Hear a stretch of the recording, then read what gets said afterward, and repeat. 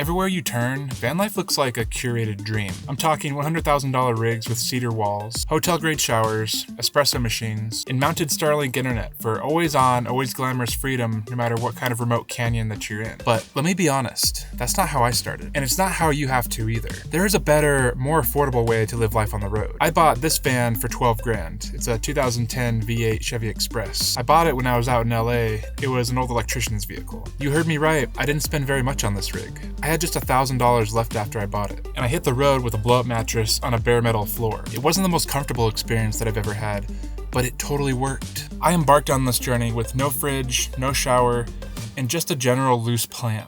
It was a leap of faith, a craving to leave the mundane behind, and it helped propel me forward to the life that I'm living now. Today, we're going to be talking about the common van life myths that have been perpetuated online. Let's get into it. First, let's talk about the most significant myth, that you need a $100,000 Sprinter van to live the van life dream that you see everywhere on Instagram. That's the narrative that social media is trying to sell and what marketing wants you to believe is true. But here's the reality. Social media has turned van life into this capitalist design competition that really seems to have no end in sight. As soon as you go anywhere online, you'll see a constant stream of people living van life in expensive Sprinter vans that rival houses in terms of living quality. Marble counters, cedar ceilings, hidden composting toilets that look more elegant than half of my childhood bathrooms growing up. And that's just the surface of it. 2 years ago, I bought a 2010 Chevy Express. It was clean, reliable, and it didn't bankrupt me to the point where I had nothing left to live off of. I was able to save a leftover $1,000 that I used for insulation, a basic bed frame, and plastic storage bins that I got from Walmart. No solar, no cabinets, no fan,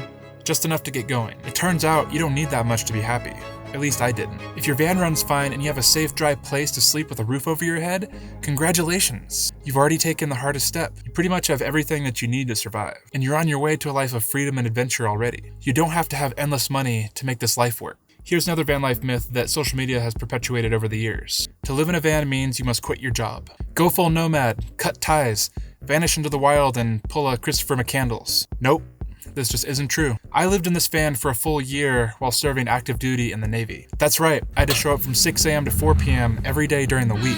And I still lived in my van during a very demanding work schedule in the military, duty days included. During the weekdays, I would just park near the base. I cooked dinner, watched the sunsets outside, and slept under a roof that I paid off in full. And when Friday rolled around, I hit the road for adventure. By doing this, I was able to save a lot of money really fast and prepare for my next phase of life. Living out of my van in this way gave me more control over the life that I wanted to live, and that I wasn't blowing all of my money on rent anymore. I was saving thousands of dollars in rent. You don't have to throw your whole career away in order to embrace this life. Sometimes van life works best as a bridge. It provides a secure path to the dreams that you're working towards. Not gonna lie though, one of the biggest challenges when I moved into the van and started van life was getting consistent access to my mail and stuff. That was annoying. Luckily, there are resources out there available that can help you with most things for this, like package drop boxes, but in some cases, it just can't be avoided. You may sometimes need to use a real physical address to get things like passports, ID renewals, and registration renewals. That's when it pays off to have some friends that are willing to help you out. I think I had to change my address like 3 times because people were consistently moving away. It's the military. People always move away.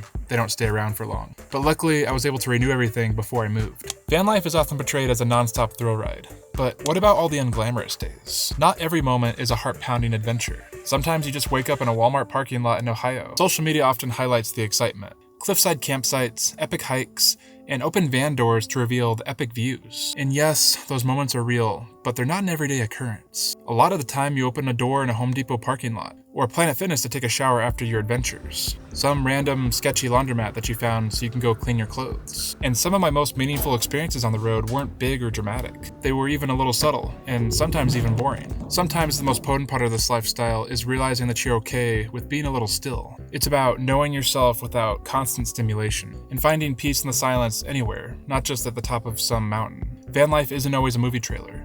It's real life, filled with ups and downs and quiet mornings, and I think that's precisely what makes it beautiful for me. Freedom on the road might sound amazing, but don't be fooled. Van life isn't always a free ride. Every mile that you do comes with its own hidden costs. People often assume that all of your expenses disappear as soon as you move into a van. They do go down, but they don't go away completely. They do shift. Gas prices increase, tires wear down, and repairs will sneak up on you, often at the worst times. I've blown my tires out on this van so many times. You still have to pay for car insurance, phone plans, emergency expenses, food, water, gear, maintenance. I've had unexpected repairs derail my plans in the past, but they also taught me about resilience and adaptability. I've had to ration fuel, plan trips to buy groceries at an affordable price, and carefully manage my budget. It's not always easy, but it's a valuable learning experience. But with a bit of planning and flexibility, it becomes manageable. You learn to stretch your dollar, slow down, and stay put when it makes sense to do that. Sometimes the cheapest route is the most fulfilling one. I like to track my spending every month, and I prioritize my expenses. I cook my meals, rent doesn't drain my account every month, and I have options. This lifestyle isn't free, but it can be freeing. When you choose what you value, movement, stillness, solitude, simplicity, money starts to add up over time and compound if you do this wisely. Van life won't totally eliminate your financial stress automatically. It's gonna take work, but it will definitely teach you how to live with intention. And that's worth more than anything. Here's the next sales pitch that you'll often hear. That you need a fridge, toilet, shower, or Starlink subscription. At this point, I'm not sponsored by anyone yet, so I'll say whatever I want. I have no overlords. The truth is, I started with none of that, and I still don't have most of those things. I think it would be awesome to have lightning fast internet on a remote mountain out in the middle of nowhere, but it's not a necessity for me. I feel like I can get by with what I have and just embrace the signal loss. It's actually kind of freeing. We live in this world where we're constantly connected. I have service most of the time when I'm traveling, but in those moments that I do lose service, I think it's kind of awesome because I can just focus on the present moment. It is an inconvenience, but the point is, when I first started this, I didn't even have a floor. I slept on a blow-up camping mattress on the cold bare metal floor of my van. I cooked with a $20 camp stove. I kept dry food in plastic bins. And it still worked. It got me out there. Eventually, I started to upgrade some components, like having an electric generator to charge from, or having better storage under my bed. But I didn't wait around for perfection to happen. I just started the process and figured things out as I went along. Hello! How you doing in there? Well, all done. Now we got a hole. That's the scariest part, probably. Oh no, I'm just done. This is how it's gonna be from now on.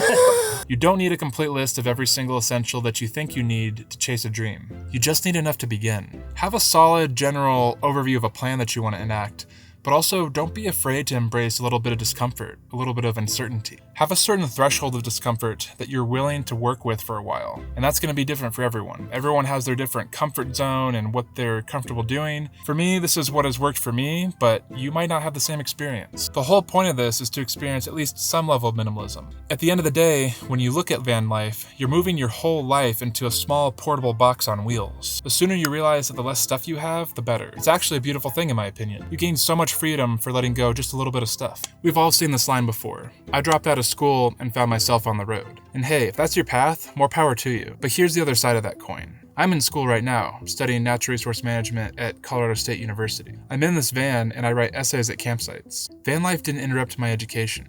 I used it to enhance it. It made it cheaper, more convenient, and intentional. When classes inevitably get overwhelming or if I get tired during the day, I have a nice quiet place to rest. Van naps during the day, during a busy, chaotic week of classes, are one of my favorite things to do to recharge. I'll just set the timer for 20 minutes and then wake up nice and refreshed, ready to go for class. You don't have to press pause on your growth or education to live differently or how you want to. You can integrate both. It's 100% possible to integrate learning with van living. So back in 22 when I started with all this, it was actually with a Honda CRZ. Let me repeat that. A small two-door hybrid coupe. I didn't even sleep inside it. There was no way I could even fit in there. I would pack it to the gills with all of my stuff. I slept next to it in a tent, way out in the desert. Look, I will argue that this whole thing isn't even about vans. It's about a particular mindset. In my opinion, the essence of van life is about freedom, adaptability, and minimalism. It's not always about four-wheel drive and mahogany paneling. Car camping, backpacking, bus conversions, it all fits. If you're learning to live with less, if you're waking up somewhere new, you're choosing your own path. You're already living it. Go out there and have an adventure.